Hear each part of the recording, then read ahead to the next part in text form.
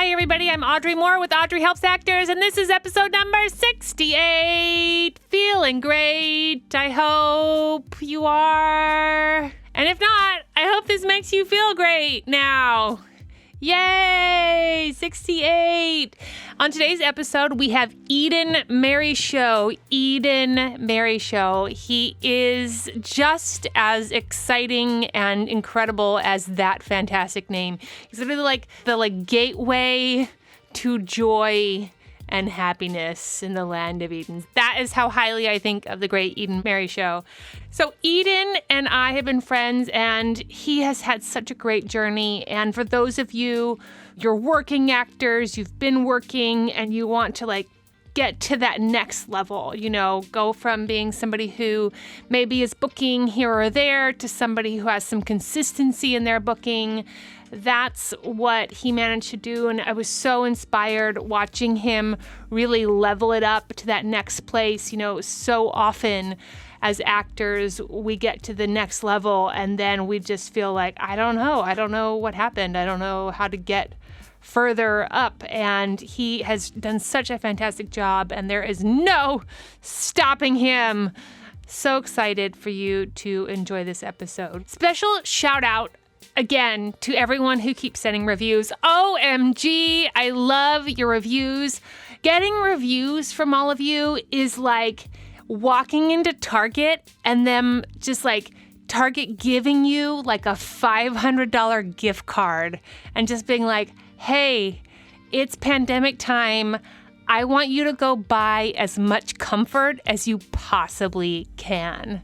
That's how much your reviews mean to me. So shout out to Sarah Gardner Artist, Jen Pay, Embo Baggins, Natalie 1234, Full 134, Shanta P, Sincerely Live, Jawal, Zach Shane, Samantha Cade. You guys, these reviews really do mean so much to me. I just can't tell you enough. And when you send me messages on Instagram, you send me an email and you're like, oh my God, Audrey, thank you so much for this podcast. You don't understand. It's got me through my commute or whatever. It helps me get through my walking the dogs. I so love that. And I love it even more when you write that as an Apple Podcast review. I will take both. But I really love it when you guys leave me a review. It really helps with the algorithms. Also, it just really warms my soul. And I'm telling you, Jessie will be like, hey, did you see we got another? That's my Jessie for voice always. Hey, did you see we got another review? And I'm like, oh my God, we got another review. And then we canoodle and just think about how grateful we are that, we are getting this positive feedback, and the algorithm is just helping people spread the word so that the podcast can continue to spread information, inspiration, and camaraderie to this community. This episode is brought to you by Greg Saffel at singinglessonslosangeles.com. You know how important I think your voice is. This is body and voice. As an actor, you use your body to communicate and your voice to communicate. Every year, it's new year, new you. And let me just tell you, working on the voice is so freeing, resonance. Oh, sweet, loving resonance. I love vocal resonance. It just soothes me so much. I couldn't recommend it more highly. singinglessonslosangeles.com. Also brought to you by Carla Zuniga Hair. That's Carla Zuniga Hair. You can find her on the Instagram. She is fantastic. She does my hair. She does all kinds of people's hair. She is really great at specificity. That's why I went to Carla initially, was I needed somebody who could really give me a real specific cut that had a lot of versatility. She's super safe. She is Pregos McGee, so congratulations to you, Carla. And she will be taking some time off, so get in now. And she is doing cuts outside, masks and all, very safe, very COVID compliant. Carla Zuniga Hair.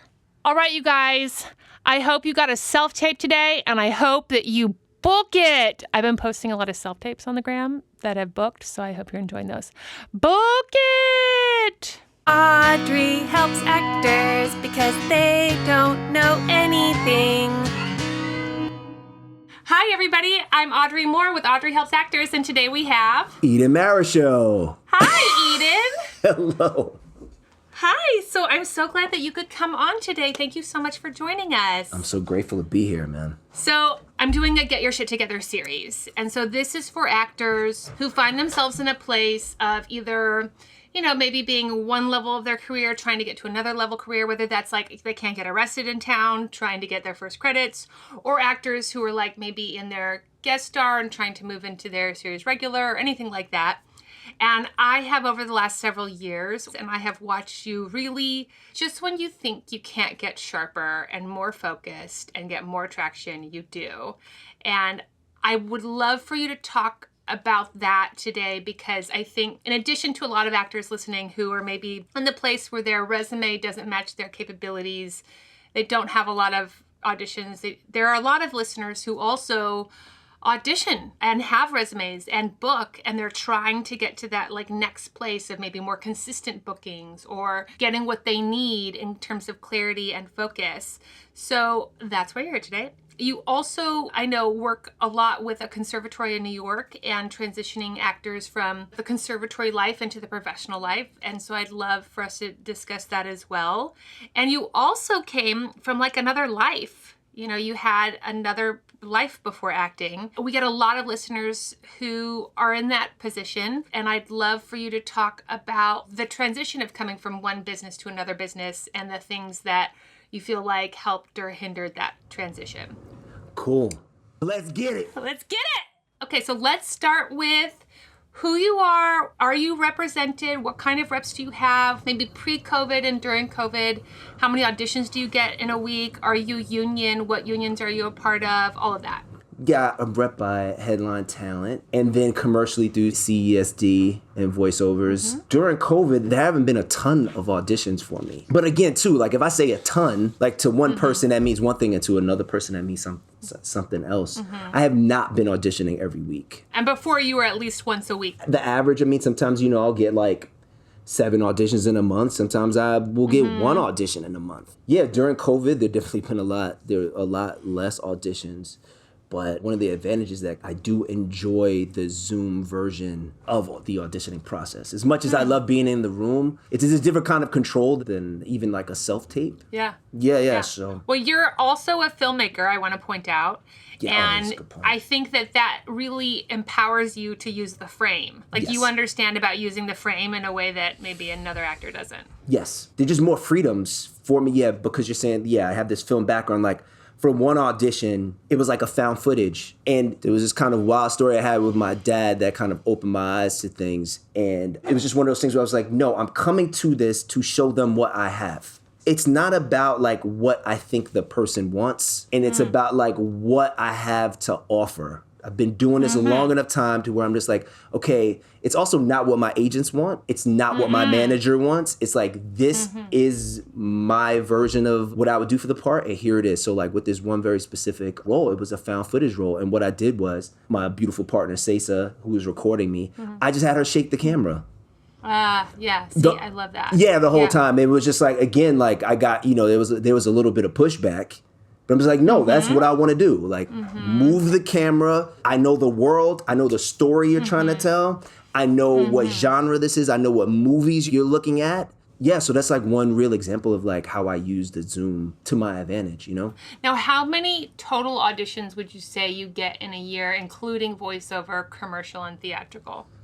Maybe like 35. Great, yeah. And of those 35, what is your general booking-ish ratio? Maybe only like 15%. That's very good. But that's the thing. It's like kind of like playing baseball. It's like, if you have a 5% booking rate, you're like a working actor. It's kind of wild. That's exactly right. Yeah. Yeah, exactly. Well, and people don't realize, too, this is something that's like kind of an advanced discovery as you start working, is that like you actually can't work more than a certain level, because like if you book a job that films in like 2 months, say, then a lot of times reps don't want anything to get in the way of that. Like they don't want job number 1 shoots in 60 days and job number 2 is slated to schedule in 30 days and you're in one episode to shoot for 10 days.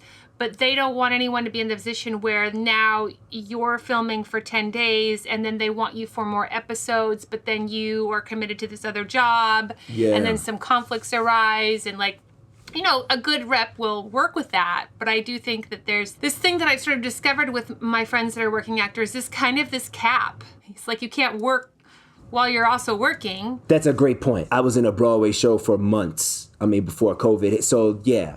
Exactly. Yes. You've had a really great journey, I would say, over the last couple of years of really doing this thing you just talked about of like owning your artistry and like owning your craft. I feel like it helped you like level up from somebody who was booking, like nobody would say you were booking, to being somebody who really started like throwing down on another level and getting results to show for it.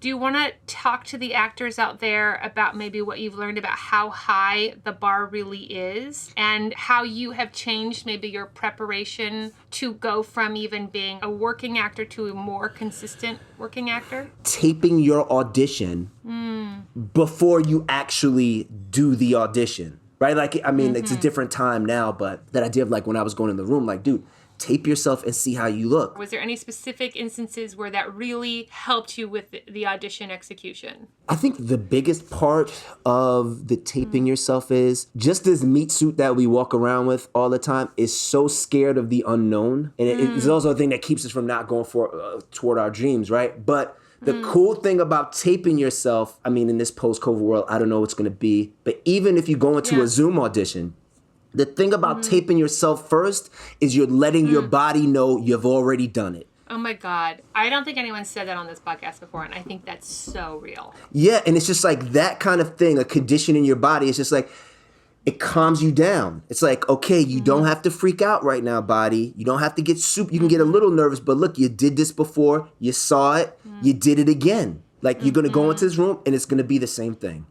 And there's really something to that with the nervous system. Do you ever play with like behavior or props and test that out to see if it works and like change and alter and all of that when you're taping? Definitely. When you're pre-taping? Yes, definitely. Again, it's just like something might be too big in the frame. Something might be too small in the frame. Exactly. You might want to bring attention to something. Or is it in the frame? Yeah. I discover that all the time. It's like, I have this great prop and you can't see it the whole time. Yeah, you can't see it. Yeah. No, definitely. Another thing is just the idea of like recognizing what your superpower is. And just like what you think you bring to it. And for me, it was just like to everything I want to bring, just in everyday life, is just always heart, vulnerability, because you can't really have heart without vulnerability. And now when I look at things, I'm just like, okay, that's the piece of Eden that I can bring to everything. That kind of just makes it a little bit different. Whether I'm in It's a Wonderful Life or I'm playing like a villain. I mean, it's just, you can always bring that. Yeah. And we should mention to those listening that you are in New York. Do you want to tell people about what you sell sort of externally? You're a big guy. I mean, right now, maybe I have a couple COVID pounds. I'm 6'2", 210 pounds. So in the acting world, I'm a giant. Maybe not in real life, but like in the acting world, I'm usually the tallest person in the room. It's interesting. I mean, the package you bring into the room, right? There are just so many things that people assume. I'm black. I have a pretty, well, maybe it's not that as hardcore as I think, but I have a Brooklyn accent. So when I started off with all this, you know, there were definitely roles that I went in for that I definitely had hard conversations with people about like why I will not go in for this part. You know, a lot of thug number 1, thug number 3 kind of crazy shit, you know what I mean? Where it's just like my thing is just like, yo, I have to go home. Like I have to go back to my neighborhood. I have to go back to my students. Like you mentioned it earlier, but I was an educator for 10 years and it wasn't like I was a teaching artist later on, but I'm talking about like hardcore. Like I was a paraprofessional. I was a teaching assistant with the Board of Education in Far Rockaway, Queens. What's up, P256, if anybody's listening? I love y'all. The reason why I'm doing this. Yeah, so it was just the idea of like, you know, you go and you play these kind of two-dimensional characters that kind of hurt the narrative of people that look like me. Just like sometimes you just gotta say no, you know? Then I had a really good friend of mine who's a serious working actor who is darker skinned than me, had to go through more stuff than I've had. The way he found his way in is to say, okay, my job is to bring the third dimension to them. And for me, that way is through my vulnerability and my heart. And your heart. Yeah. Not to say, and I think either choice is valid. And then just going back to what we were talking about earlier, it's just like, am I going to go in for less roles? Yeah, probably. That's why I have to be more prepared. Yeah. And I did, there definitely were when I first started, there were, like 1 or 2 roles that I took that maybe in retrospect was like, but I was where I was at. So I was like, okay, cool, And then the other thing too is just like, when you get in the rooms with these casting directors, making those relationships or setting yourself up for something different. So like what I did initially was I grew my hair. Like my hair was ridiculously long and kind of like just boof. Shagged out. Yeah. Yeah, because I said, okay, I'm going to look so different that when they need like an oddball or somebody like that to kind of like jump into a part, because I had no representation and I had no connections, it was like, okay, this dude will stick off the page. We'll put him in. Yes. He'll say 1 line or 2 lines, whatever. And that was kind of my way in. And I was like, all right, I'll get to know folks. I'll get in these audition rooms. And then it got to a point, maybe a couple years in, and I was like, okay, now's the time to shave my head. I love that you brought this up because I just yesterday am recording another episode with somebody else. We talked about this, about like making a dramatic visual change that kind of maybe isn't your personal preference and choice, but will stand you out visually. And in a lot of the smaller roles, it's just like either fade away, like I don't even want to remember that you were here, just come in, drop a check and go, or really stand out in something that's like, oh yeah, this person saying this line is just interesting because of this hair and this outfit. And then you were able to let it go, because I think a lot of people are really scared to make those really drastic choices because they don't want to then have that weird hair or that weird outfit or whatever forever. But I experienced what you experienced, which is like, then you let it go.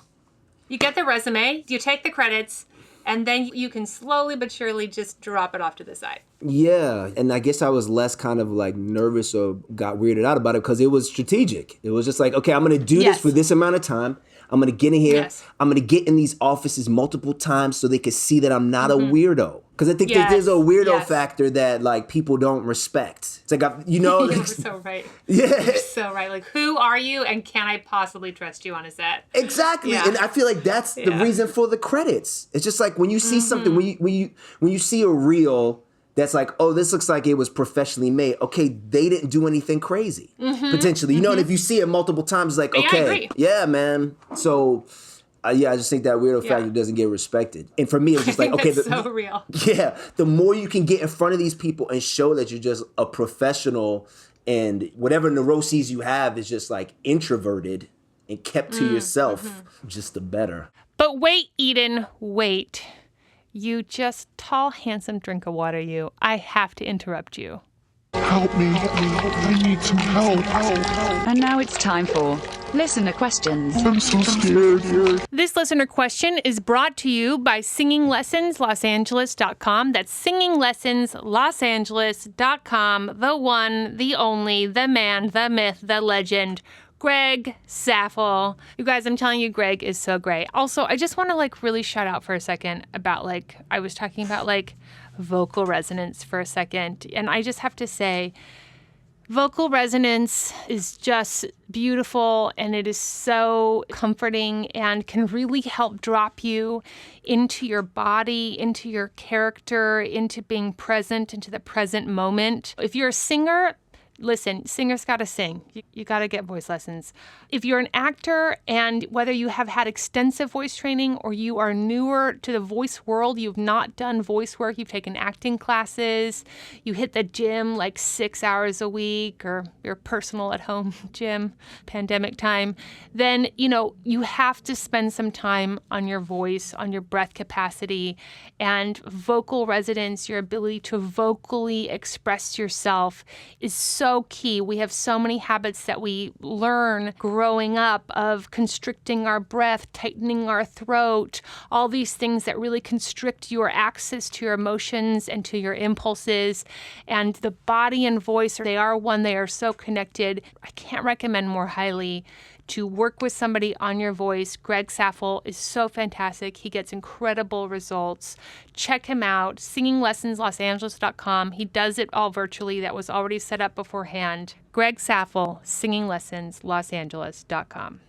Also, if you have a listener question, please call 667-ACTOR-70. That's 667-ACTOR-70 for all your listener question needs. Hey, Audrey. This is John Wincher calling from the edge of a peanut field in South Georgia. I have a question. Let me tee it up with my situation. So I was in Los Angeles for 10 years and had to move away several times, so lost momentum often. But I finally got with an upper mid-level management company, like real players. They rep me for 6 months, and then they said, no one will see you because you have 0 television credits. So I moved to Atlanta. I've been here 5 years, and it's been great. I racked up 6 or 7 co-stars, a recurring, and a guest star. I get great auditions all the time. My personal life has been wonderful. I met my wife here, et cetera, et cetera. My question is, at what point do I redirect my attention back to Los Angeles? If I've learned anything from your show, it's that you don't wait around for someone else to come and grab you by the arm and pull you up to where you want to be. You got to do shit yourself. So that's my question, and maybe briefly how you would recommend going about that. Is it just a matter of sending my materials out to my contacts and representation, or if there's anything else I should be doing? I'm a huge fan of the show. If you play this on your show, I will totally geek out. No pressure. Keep doing what you're doing. I love what you do. Thanks. Okay, so I love this question. And, I think this is a hard question right now because there's like COVID times versus non-COVID times. So what I'm seeing right now happen a lot is some management companies that are bigger name management companies are actually reaching out to some local hire actors in the smaller markets who have some momentum. So people in New Mexico, people in Atlanta or Georgia, and they are grabbing onto that momentum and moving it forward. I'm seeing that happening. So that's actually my recommendation to you. Maybe the contact that was like, listen, I just can't really do anything for you here in LA. Maybe you should call that person again and say, it's been 5 years. I've got a lot of momentum going. I'm looking at getting my resume and everything leveled up and continuing this growth. And I know a lot of people are hooking up with some Los Angeles representation in the management department. I wondered if maybe you and I could have a conversation about that. That's probably something I would go for. Even some of your friends who are working in the Atlanta market a lot probably already have some good management representation in a larger market. And that's actually what I would recommend. Start there. And they may tell you, it's time to get to LA, or they may not. It's something to consider with regards to Los Angeles. In COVID, it's just really like, unless you're here, they're not having you here. And that's true for all the markets right now. There's local hire, and then there's like resident local hire. So you have to be living there. So depending on when you're listening to this episode, that may be relevant to you still. But even without the pandemic, I would say getting a good manager in a larger market and sort of teaming with them and navigating the growth, you may not have to move back to LA. I have friends that work consistently, and they don't live in LA anymore. They have moved out. So that's something to consider. It kind of depends on what your genres are. Los Angeles is a comedy town. There's 38 comedies shooting in Los Angeles. There's 4 shooting in New York City. So not high numbers in comedy in New York. And if you're looking at things that are shooting in Canada when things open back up, or some of the grittier, maybe streaming video on demand stuff, if your goal is to live in Los Angeles, that's one thing. But if your goal is to actually just get better money and better opportunities and better sized credits, that may be something that you don't have to come back to LA for, just depending on how things settle after and during this pandemic. But my biggest recommendation is look at a lot of the actors that you see who are booking in your local market, and you will see that they are being represented by some larger management firms. And just maybe reach out to some of them and give it a go and see if you can work with a manager to navigate your expansion. All right, I hope that's helpful. And now back to your regularly scheduled program. Now, what about this last thing that you had said about your superpower? For me, it kind of just all doubles back to my purpose. I've spent a lot of time like, okay, like what am I here for, man? I literally just like on this planet, what am I here for? Yeah. And for me, I want to be the call to action. Like if I was in the hero's journey, Joseph Campbell style, it's just like, yeah, I'm on, like that's the number I want. I'm the call to action. And it's something that I wasn't always cool with because like, let's say watching The Karate Kid, right? Everybody wants to be Daniel-san. But I was always kind of like, went toward Mr. Miyagi. And I always had a problem with that. So even with like education and stuff like that, it was always like, yeah, but I have this other dream. And then I was watching Karate Kid and it's just like, who's the last person you see on screen? It's Mr. Miyagi with his arms folded, nodding to a blackout. So for me, it was just like trying to figure out what it was. It's like, I want to be the call to action. Like I want to be the kindling. Like I know I'm not the fire in somebody's belly, but I want to get it going. I want to be the greatest cheerleader that ever lived. What I love about what you just said is you're attaching it to story, which I think is so fucking smart. Eden, it's like you are a filmmaker and a writer and a producer. It is so smart because you can really identify in every story which role is yours. Yes, let's get it. Because you know what to bring to it. And I remember when Jesse broke down story in our Finding Nemo episode, and he said you're either helping a character on their journey, like the protagonist on their journey, or you're hindering them from the journey. And you sort of like have to know in the story which one you are. And I realized like, Audrey helps actors. That's what right? I say, like, Audrey I'm helps always actors. the helper. Yes. Like I'm the helper. I'm almost always helping somebody, helping the protagonist along the way. Very rarely am I the hindrance. I have been a couple times. Of course. But I find the more I'm actually talking and less just like giving angry looks. But if I have more lines and more story, like Audrey, bring a similar sort of vivaciousness, cheerleading, go-get-emer sort of quality that lends itself to pushing the protagonist forward. Yeah. And it's really interesting, right? Because like we talked about this before, but you know, like you said, I'm 6'2", I'm over 200 pounds. I have melanin in my skin. If I'm not properly hydrated, I get dark circles under my eyes. So, you know, the media has taught people to be fearful of somebody that looks like me. And my thing is like, okay, all right, if I'm going to play a character like that, yeah, I'm going to bring my heart to it like a fucking Care Bear. Yes. So I think that you're helping me articulate it, but it is that it's like, yeah, find out who you are, find out what character and stories you gravitate toward. That is a way in to kind of figure out, okay, like where do I, even if this is not on type, there's still that essence. What are your values? What do you care about? I always tell people like, you're Eden Marryshow. Like that is who you are. Like you're like the happiest gateway to the happiest land. That's literally in your name. And yet you have this external package. And I think like, yeah, God is so good in putting those two things together. And knowing what the outside articulates versus what the inside essence is.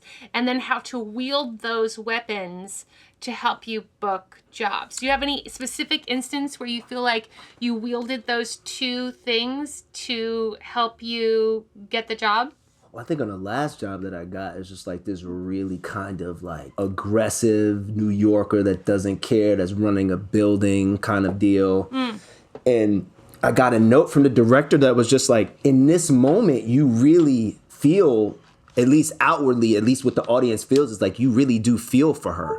And you really do care about what's happening. And I was able to say, that's right. That's my superpower. Like, yes, you know, I'm having this hard exterior, but it's just like, no, this moment. Yeah, in every scene, there's a moment where you can just give him a little bit and just say like, oh, this guy, does he care? This is messing with me on the insides. And I think that's what we were talking about in that conversation. I think you might have said that. It was just like, you just find that moment to use your superpower. And for me, like hearing superpower is everything, yeah, you know? Lit you up. Yeah, lit me up, lit me right up. Yeah, I feel like for people to have some more context on that, I have such a soft exterior. I have like these cherub eyes and these little freckles, and I have this really warm voice, and I use my hands all the time to talk like a crazy person.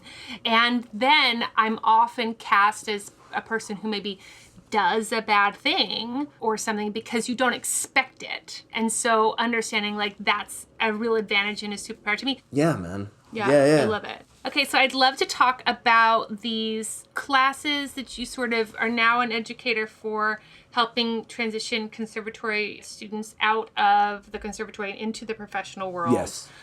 What do you have for the listeners who are experiencing a transition from education into being a professional actor?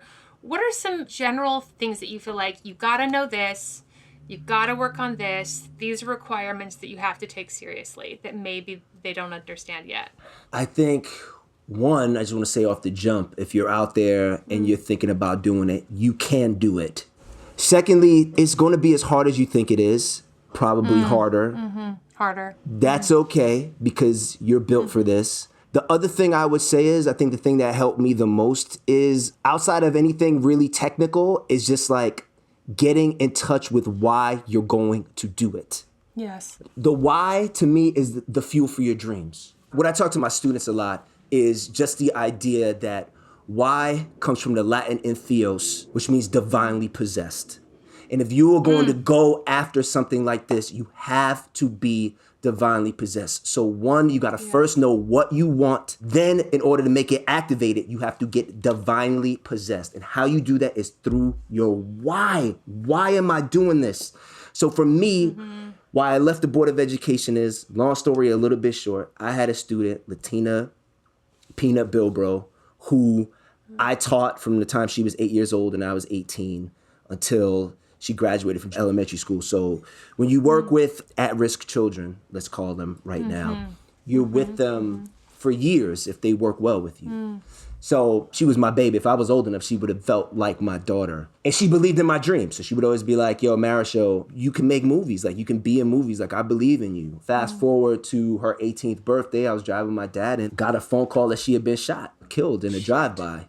Yeah, man, for me, that was the turning point. So anybody knows me knows the story. It's just like, I just looked at her in her casket and I just said, I'm gonna make this dream happen. That's it, to keep my promise.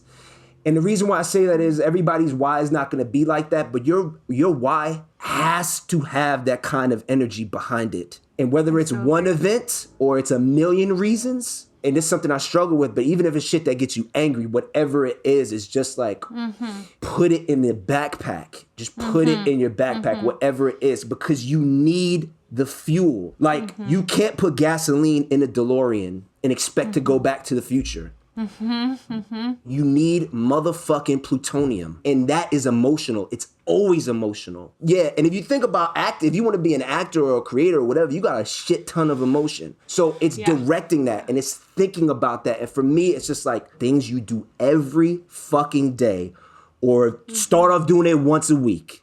But there are things that, like, as you jump into this career that I did every day just to remind myself, like, dude, you are not a piece of shit. Like, dude, you actually can do this. To quiet the voices in the head. You wake up in the morning, you could do it in any kind of order you want to. So for me, it's like, you meditate for 20 minutes. I do this thing called Transcendental Meditation, or finding an app or whatever it is, right? To calm the mind. Then there's gratitude, or you can start with something that I call experientialization. It's more than a visualization because you're using all of your senses. A lot of us just listen to all the bullshit we say to ourselves all the time. I remember hearing, and I thought it was so well put, this saying of like, you're always creating. You're either creating consciously or you're creating unconsciously. So you might as well create consciously towards the thing that you want, because we have thoughts happening all day in our heads. And those thoughts are creating the sort of like magnifying glass of our minds. So it's pointing our attention. Your mind is looking for the thing that you're thinking about. And so you can either do that on accident and be looking at things and finding things that you don't want to look at or find, or you can do it deliberately and your mind will start seeking out the things that it wants to find. That's right. And those subconscious things that you're looking at, that's your mom, that's your dad, that's your sister that was always a pain in the ass, that's your fourth grade teacher that told you were never going to amount to shit, right? So what I think you're talking about, Audrey, is like, that idea of every day. I'm choosing.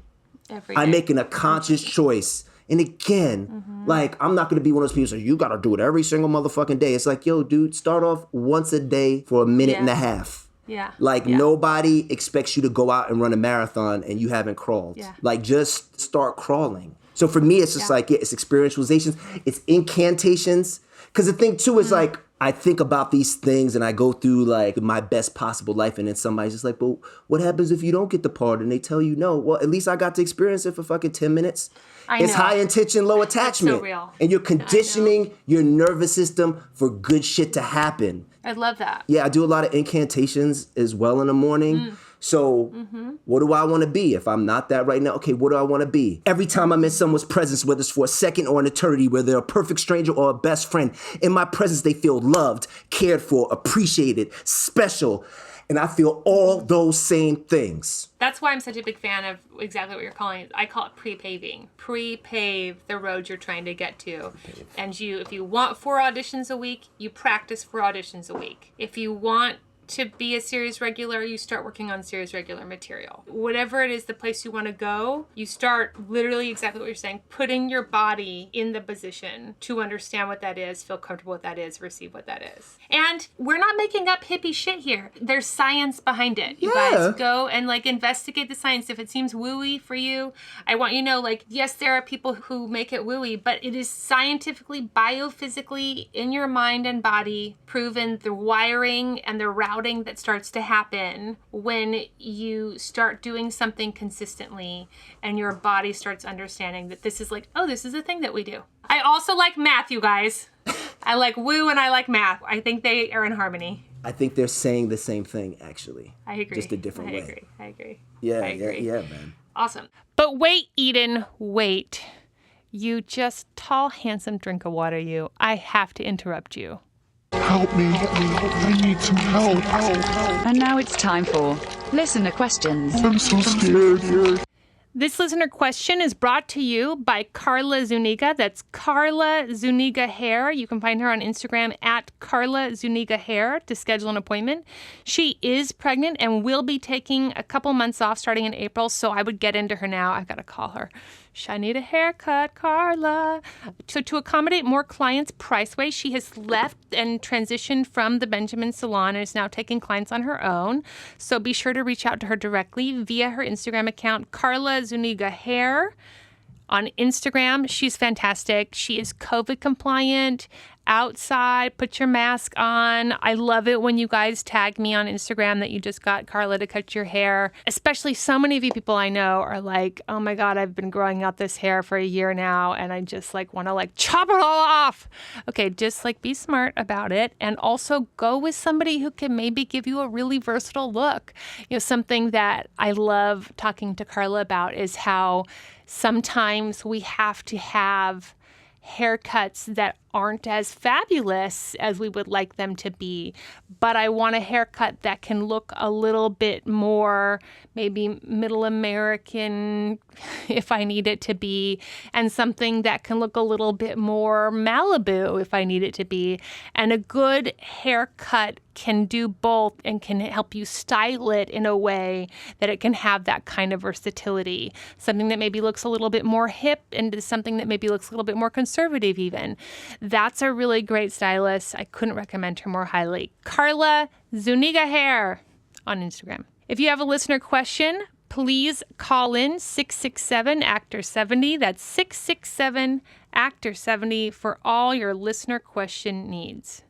Hey, Audrey. This is an old friend of yours. I'm an actress in Los Angeles. So basically, I recently reached out to an agent that I have a relationship with through my child, who's an actor, and inquired about meeting with an agent from that agency.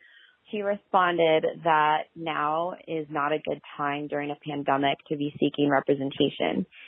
So basically brushed me off a little bit, even though I had previously made some connections where they had told me to inquire about representation. So I thought I had an in, but she was pretty adamant that now is not a good time.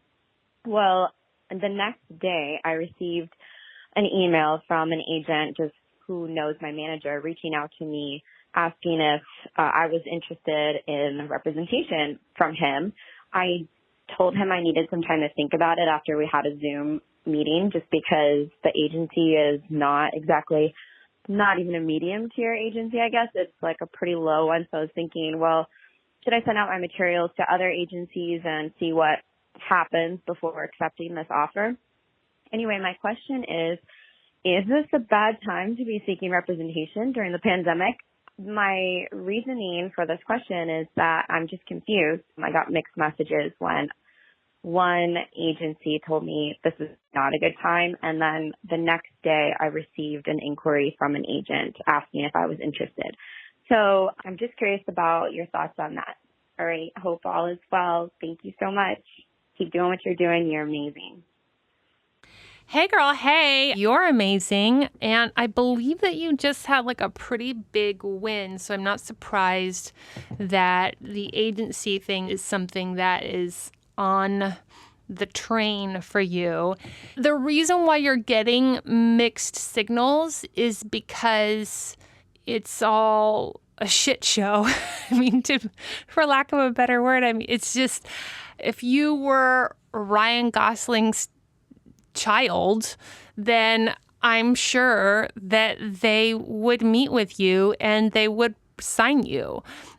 I'm sure that if you got an offer to be on a series regular on a new show on Netflix with J.J. Abrams executive producing, I'm sure people would meet with you. So when people tell you no, I think you can't take the no's always too personally, which is hard because sometimes the no is real and sometimes the no is just not interested. And they don't tell you, actually, you're just not exciting to us. And they won't tell you, actually, we just don't think we can make money off of you. My experience has been that reps in general, not just agents, are not so forthcoming. And so they say things like, we have too many in your category, which sometimes is true. They may. Or they say things like, it's a pandemic right now. It's not a good time to be reaching out to representation, which, again, that seems completely valid to me. They're trying to service the clients that they do have. However, if they looked at you and they thought, wow, this person, I could get them work like tomorrow, I think pandemic notwithstanding, they would take you and they would take the pandemic into consideration. So it's hard. It's hard. I think having your manager help you with the search, if that's something that you're comfortable with, that's something that can sort of take the onus off of you in terms of you being maybe like inappropriate. It's your manager's job to help get more coverage. And if that's something that they feel like they can do, I think that's good. In terms of whether or not you can get a different agent or another agent, that's really something that you have to decide. I mean, as I recall, this win that you had is a really good win, and maybe it will open some more doors for you in terms of representation. You might want to say to your manager, hey, I don't want to say no to this person, but I want to see if maybe we can get 1 or 2 meetings. Is that a thing? Like, is that possible? Because that would be really great if we could maybe just take 1 or 2 meetings if you think that's something that can happen right now. It's so interesting. Like, this phone call that you're having with me is really a phone call you should be having with your manager. So that also depends on how much you trust your manager and how much you think they are really knowledgeable or helpful in this area. It's complicated. I mean, great reps are hard to come by, and when you get them, it's just like, I love them. I'm so blessed to have the reps that I have now, and it was not a short journey to them by any means. So I think that's my answer. I don't know how helpful that is. I guess my answer is I would talk to your manager and see if you can maybe set up a few more meetings, and if they think that now is a time to do that. We are in the middle of a streaming war. And, Los Angeles was shut down and now England is shut down. And then it's just like going to be this sort of game of whack-a-mole that's just going to happen until, we're all vaccinated and we have herd immunity. So we're just going to have to wait and see. I think there's lots of work to be had. And if you are lucky enough to be with representation that is passionate about you and can help you get some more opportunities, have an honest conversation with your manager. Do they think that this rep, even though they're not super high level, do they think they're passionate and have some connections and will make some phone calls and will get you in some rooms? All right, darling. I hope that's helpful. And now back to your regularly scheduled program. So now I want to just wrap up with our final questions. Do you have any questions for me? When things do not go your way, right? Yes. Yeah. You still do them. Not why do you do it, but what is your thought process? Like when something does not go your way, like what are the thoughts happening that get you to, okay, I'm going to keep going? Yeah, I would say a couple of things. A lot of what it sounds like you're talking about is like, if you get some rejection, how do I prevent that rejection from deteriorating my attitude and my execution the next go round? And like, what are the actual thoughts that I have to prevent that? So one of the things I tell myself is I know that when I start working on something, I don't want to work on it. No matter what the exciting opportunity is. I'm always like, I'm just like, oh God. And my attitude just starts to come in. And then what I do is I give myself an hour, and I can't be mad at myself until I've worked on it for a full hour. That's my rule with myself. If after a full hour working on it, I'm like, ugh, I just hate this thing, then I can just say I'm not going to do this. And that's never happened, just FYI. Because I always start working on it, and I love acting, and so I start working on it, and that works. Often it's other things in the way, like maybe I'm tired for a certain reason. That's very logical, it's COVID, somebody I know died, I moved, or, whatever. Any number of things can happen. Or something that I was really looking forward to, like I'm throwing one of my best friends a baby shower, and now I have a series regular audition due in 12 hours. And I have to solve that. First of all, I say I don't leave it all up to my mind. I have lots of people that I call upon that if my attitude sucks, I call them. And I'm like, hey, got this audition, and I'm like kind of not feeling it. And I just need somebody to like get my ball rolling. Can you read it with me and work it with me and help me find a way in to be excited? Another thing I do, part of my process, is when I sit down and do the table work, one of the first things I ask myself in the table work is, what's exciting to me about this role? What would be exciting for me about playing this person or telling this story? And sometimes it's honestly like, the money is really good on this one. And I'm like, God, it makes me excited. Like, I love money. And so sometimes I'm like, yeah, that's fun. Okay. Yeah, and that just like clicks it a little bit. I do that before I even start looking at what's the objective of the character, what's in the way, what's the most important line, what's the difference between the first scene and the second scene. I just sort of hook myself in to what, for me, is something that is exciting for me about this opportunity. I love that you said, I don't leave it up to my mind. Like you told, that's a nugget. Like, hell yes. And I have a reputation for being like a go-getter. And so I just want you guys to know, like, I am a go-getter. And even this like massive go-getter, like sometimes I'm tired and sometimes I'm grumpy because I had a disappointment and I feel like, what is it all worth? What are we even doing? And what's acting? I think that's good. I think it's good that people feel that way. It's honest. Yeah, I always say to people, I'm like, would you watch a movie where everything was great in the beginning and then everything is great in the middle and then just like more amazing things happen at the end? No, it's like you need conflict, you need obstacles, you need drama. It's going to happen. Yeah, and the more we can get comfortable with that, just like failure feedback. It's like, it's good. Yeah. And usually for me, the times when I have felt like I've most been embarrassed by a certain kind of failure, what it did is it helped me to really see that there was a new level that I wasn't ready for. Oh my gosh. And I was able to evaluate that and go, okay, that's a new level. Those amount of size of that caliber and that quality in that period of time, I wasn't ready for that. And now I go get ready. And then I book. It usually takes an opportunity that's just out of reach that you didn't realize was out of reach to then like knock you and then go, oh, I see, some adjustment has to happen here. That happened to me big time.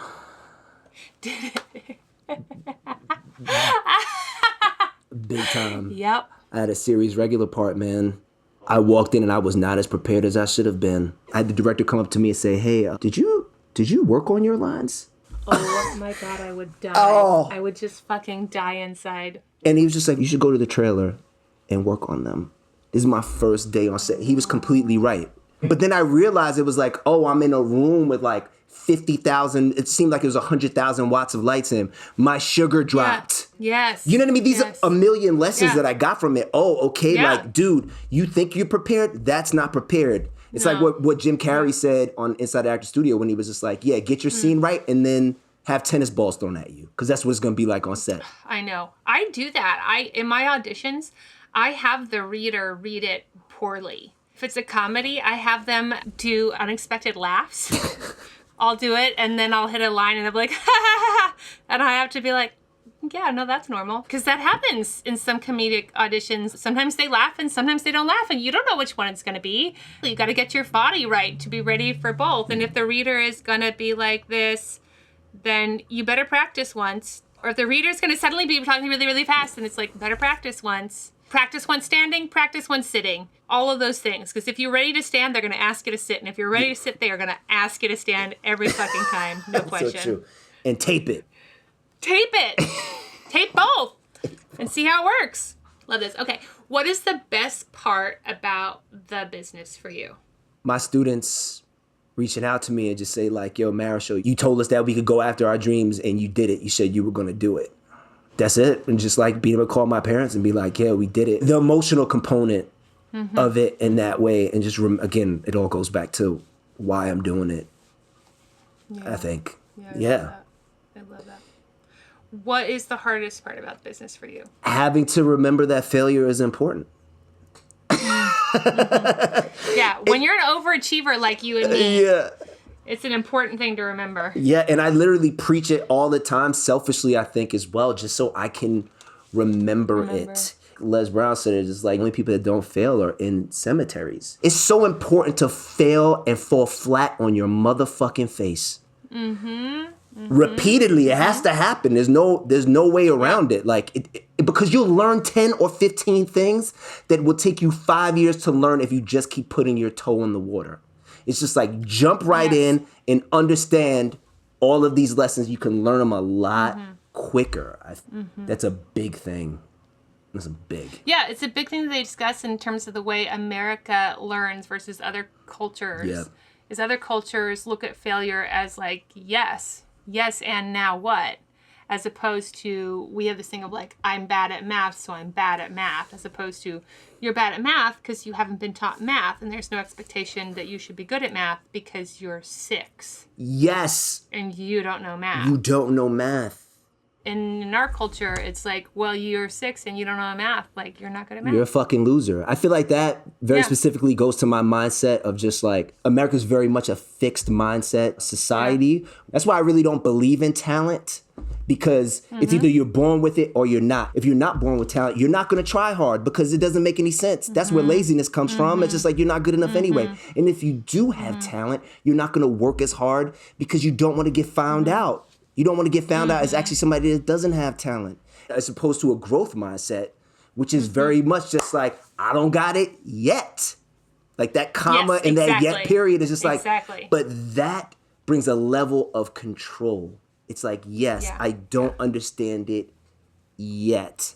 I can get there. And my understanding of talent comes from the Latin talentum, which means an inclination, a will, a desire. So if I have a desire or an inclination, I'll work at the thing. And I'll get better. It's all about like believing that your effort will be rewarded. Yeah. To me. And that's nurtured, I find. You nurture that. Yes. It's your job. Yeah. Eventually, yeah. What do you wish somebody had taught you or managed to get you to understand when you were just a wee babe entering this business? What we just said. I mean, that your effort will get rewarded, and that it's just like, it's going to take a ridiculous amount of, yes. I wish all the younger actors that I know and I don't know and in between, it's just like, bruh, these people that are out there and they're 28 years old and they're cooking right now, Yeah. They've been acting since they were 8. They put in 20. So real. They put in their Yeah, 20 years. exactly. And I don't want to discourage anybody at all because, listen, I'm the world ambassador for dreams. Like, I fucking believe in your dream. Like, I believe it. Like, yes, they found, I can't remember her name from The Professional, but they found her in a mall. Right. She was 12. Yeah, exactly. And the fact that there's something really awesome about that not happening. You can appreciate things more when you experience those really fucked up things that you really, really wanted and it went to somebody else or whatever. When you finally get it, it's just like, I fucking grinded for this. I find it to be more satisfying.